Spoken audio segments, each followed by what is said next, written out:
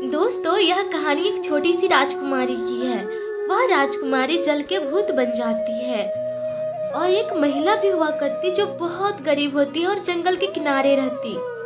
एक दिन वह महिला गांव से कुछ ना ला पाई तो उसकी बेटी जंगल में जाकर बहुत सारे सब्जियां तोड़ी और बनाने लगी। उसकी माँ देखकर बहुत खुश हो जाती है। यह गांव के लोग बहुत निर्दयी होते हैं। 2 बच्चे होते हैं यह गांव में, दोनों बहुत खुश होते हैं और दोनों बहुत दयालु भी होते हैं। गांव के लोग वह भिखारी महिला को कुछ भी नहीं देते। जहाँ पे गरीब महिला की घर होता है, झोपड़ी होता है, वहीं पर एक पेड़ भी होता है। वही पेड़ के ऊपर वह छोटी सी राजकुमारी भूत बनकर रहती है और एक बड़ा सा सांप भी होता है।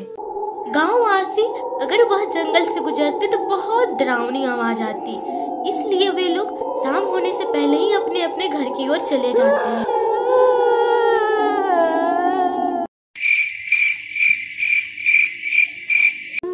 दीदी, कुछ दे दो ना, मैंने सुबह से कुछ भी नहीं खाया और मेरी बच्ची भूखे है। अगर आप कुछ अन्न दे देंगे तो मैं उसका पेट भर सकूं। भगवान जी आपको बहुत भला करेंगी, दे दीजिए ना। एक ऐसी मूर्खता वाला बात कर रही हो रानी। वह जंगल नहीं जाना है, वह जंगल में बहुत बड़ा महल है, वहाँ भूत है जला हुआ। छोटू बेटा, यह कहानी हजारों साल पहले का है। वहाँ पे जला हुआ भूत है। जंगल की ओर कभी भी मत जाना, वहाँ पे बहुत बड़े बड़े भूत रहते हैं। वह महल नहीं, श्रापित महल है, ठीक है।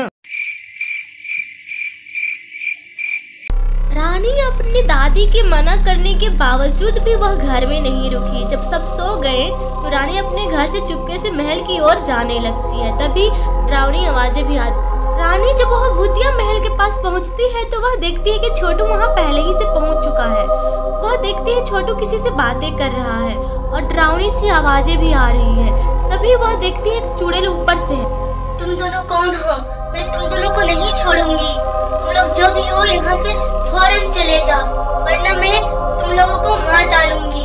ये मेरा राजमहल है, मेरा। भला मैं सुबह से ढूंढ रही हूँ, कहाँ चली गई? कोई देखे हैं? रानी कहाँ हो? कहाँ कहाँ ढूंढे? बाप रे, मैं बुढ़ी हो गई हूँ, चल फिर नहीं पा रही। छोटू, आज तो बच गए हम लोग, लेकिन अगले बार और यहाँ से कैसे निकला जाए? घर की रास्ता मालूम है तुम्हें? मैं भूल गई हूँ, घर कैसे जाए हम लोग? मुझे भूख भी लग रही है छोटू। तेरे दादी और मेरे पिताजी हम दोनों को ढूंढते होंगे, वे लोग बहुत परेशान होंगे। मैं तो कभी आया भी नहीं था। मैंने जब कहानी सुना तो मुझे रास्ता मालूम हुआ, लेकिन जाना कैसे पता नहीं। अरे वाह, मेरा जंगल से, मेरा एरिया से इंसानी खुशबू। आज कुछ ज्यादा खाने के लिए मिलेगा। मुझे भी आगे बढ़ना चाहिए क्योंकि मेरा नाश्ता मेरे पास चल के आया है। ओ भिखारन, मेरी बच्ची मुझे वापस दे दो। वो यही जंगल आई थी। तुम्हें जो चाहिए मैं दूंगी तुम्हें। रानी की दादी वह गरीब महिला की मजाक बनाती है और उसी को बोलती है कि मेरा बच्चा दे दो। छोटू और रानी जंगल में खो जाते हैं। वे लोग अपने घर का रास्ता भूल चुके हुए होते हैं। इधर जंगल में बहुत खुश होता है शेर। शेर को पता लग गया था कि यहाँ पे कोई इंसान है जिसे खाकर वह अपना पेट भर सके और खुश होता है। वह भूतनी राजकुमारी दोनों बच्चों के लिए, छोटू और रानी के लिए भोजन बनाती है। वो भोजन बनाते बनाते बहुत खुश होती है। उसे लगता है कि मेरा 2 मित्र आ गए हैं मेरे पास मेरा सहायता करने। जैसे ही शेर छोटू और रानी के पास पहुंचता है तो वह देखता है कि उन दोनों के साथ एक भूतनी भी है। शेर को वह भूतनी से बहुत डर लगता है क्योंकि वह शेर को 2-3 बार डरा चुकी है, इसलिए वह अपने पीछे मुड़ के देखता है, घर जाने की सोचता है। तभी वह भूतनी राजकुमारी दोनों बच्चों के पास आती है और कहती है, चलो भोजन कर लो, तुम दोनों बहुत भूखे हो। मुझे पता है तुम दोनों मेरे अच्छे मित्र हो। अब चलो भी, डरने वाली कोई बात नहीं है। रानी की दादी जंगल के बीचों बीच पहुंच चुकी थी, लेकिन भी उसको रानी नहीं मिल रही थी। रानी बिटिया, रानी कहाँ हो तुम? रानी। छोटू और रानी भोजन करने के बाद वह भूतनी से पूछने लगते हैं कि तुम भूत कैसे बनी।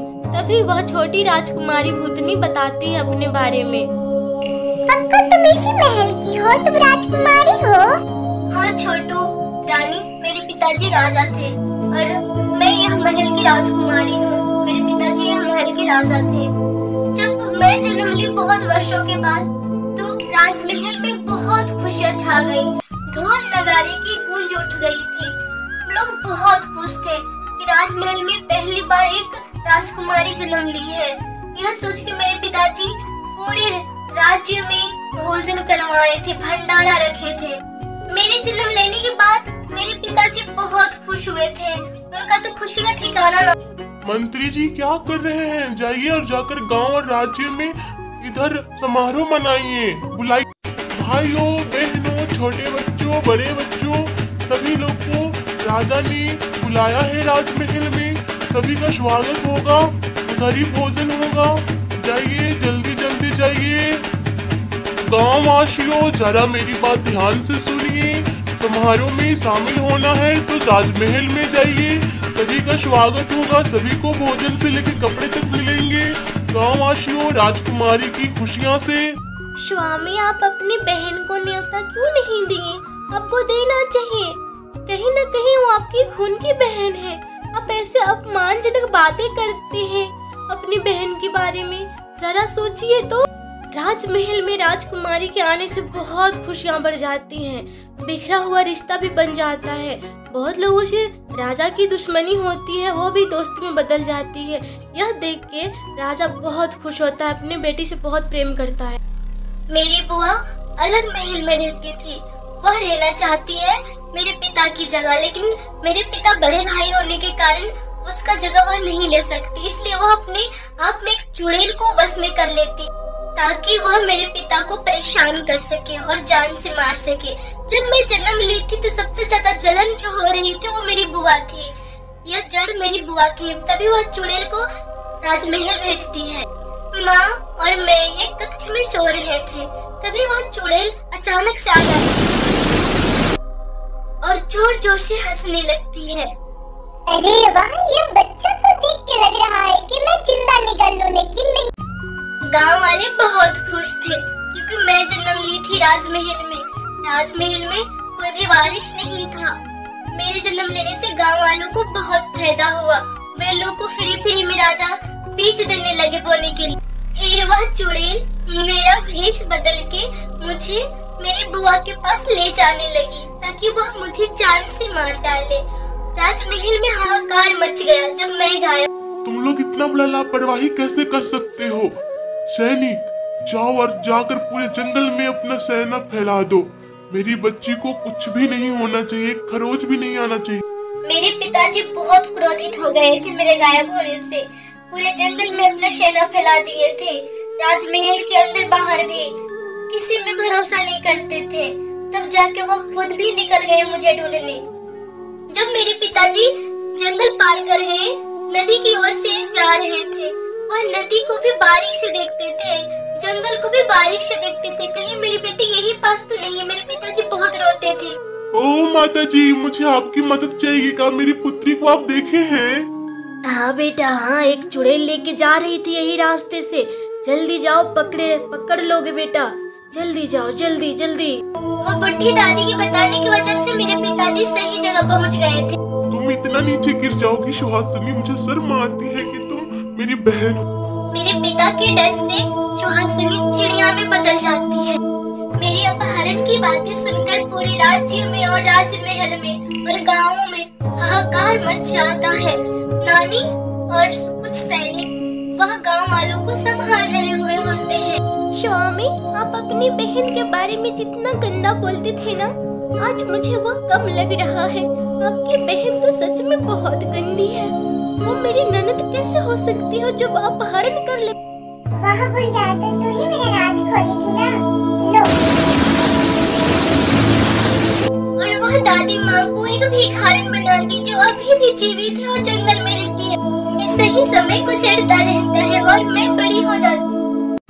मैं थोड़ी बड़ी हो गई तो मेरे पिताजी चाहते थे कि मैं अलग कक्ष में रहूं और आराम से रहूं। इसलिए मेरे पिताजी मेरे पसंद से और अपने पसंद से एक कक्ष बनवाए जहां मैं खेल सकती हूँ और रह सकती हूँ। मेरा कोई मित्र नहीं था। मैं अपनी नानी को ही अपना मित्र बनाई थी। मैं अपने नानी के साथ बहुत खुश थी। कभी भी कुछ खेलना होता तो मैं अपनी कक्ष में अपनी नानी को बुला लेती और अपनी नानी से बहुत खेल। भैया मुझे माफ कर दो, मैं बहुत बुरी हूँ। अब चाहे तो मुझे दंड दीजिए, मुझे प्रताड़ित करिए भैया। मैं आपसे अलग होकर अब नहीं रह सकती, मुझे अपनी शरण में ले लीजिए भैया। मेरी महारानी की कक्ष ये है, तो आप ये भी कक्ष जला डालेंगे क्या महारानी जी? कि सिर्फ राजमहल जलाएंगे? मुझे बताइए। अच्छा, नहीं बताना चाहते हैं? क्या राजमहल जलेगा? पूरा राजमहल सबको जला दूंगी, मैं राज करूंगी। ये क्या, छोटी राजकुमारी की तो समझ चल रही है, इसका क्या करें? इसको ताबूत में बंद कर देते हैं। राजमहल की सारी दास दासी, मेरे माता पिता सभी लोग मर चुके थे और मुझे ताबूत में बंद कर दिया गया था। मैं भी कुछ देर तक जिंदा थी, फिर मैं भी मर गई और आज मैं भटक रही हूँ इधर उधर तुम लोगों के। राजकुमारी जी, तो आपकी बुआ अभी कहाँ रहती है, बताइए मुझे। दोस्तों, आगे क्या हुआ वह जानने के लिए यह वीडियो को लाइक करना है और चैनल को सब्सक्राइब कर देना है और बेल आइकन भी क्लिक कर देना है।